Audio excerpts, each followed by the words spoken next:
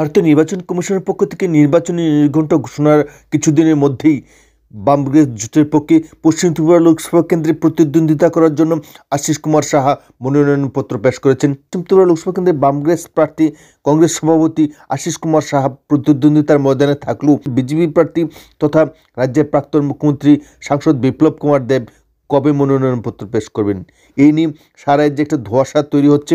অনেকে বলছেন যে পূর্ব ত্রিপুরা লোকসভা কেন্দ্রের প্রার্থী এবং পশ্চিম ত্রিপুরা লোকসভা কেন্দ্রের প্রার্থী একই দিনে মনোনয়নপত্র পেশ করবেন, কিন্তু সমস্ত ধরনের জল্পনা কল্পনা কিন্তু আরও তুঙ্গে উঠছে যে বিপ্লব কুমার দেব এখনও মনোনয়নপত্র কেন পেশ করছেন না, তিনি কবে নাগাদ মনোনয়নপত্র পেশ করবেন, এই মনোনয়নপত্র পেশের ক্ষেত্রে তিনি অযথা বিলম্ব কী কারণে করছেন, এর পেছনে কি দলীয় কুন্দল, অন্তর্কুন্দল কিংবা অন্তর্ঘাত অন্য কোনো ধরনের রাজনৈতিক ষড়যন্ত্র চলছে, নাকি রাজ্যে বিপ্লব দেবের জনপ্রিয়তার মাপকাঠি মাপার জন্যই অপেক্ষা করছেন বিপ্লব কুমার দেব?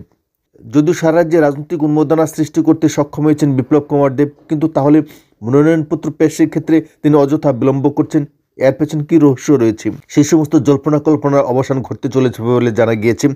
রাজ্যের প্রাক্তন মুখ্যমন্ত্রী তথা সাংসদ বিপ্লব কুমার দেব পশ্চিম ত্রিপুরা লোকসভা কেন্দ্রে মনোনয়নপত্র অতি শীঘ্রই পেশ করতে চলেছেন বলে জানা গিয়েছে।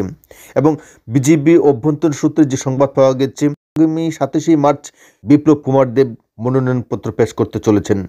অর্থাৎ পশ্চিম ত্রিপুরা লোকসভা কেন্দ্রে কংগ্রেস দলের হেভিওয়েট প্রার্থী তথা রাজ্য সভাপতি আশিস কুমার শাহকে কঠিন প্রতিদ্বন্দ্বিতা ফেলার জন্য আগামী 27 মার্চ মনোনয়নপত্র পেশ করবেন রাজ্যের প্রাক্তন মুখ্যমন্ত্রী পশ্চিম ত্রিপুরা লোকসভা কেন্দ্রের প্রার্থী বিপ্লব কুমার দেব।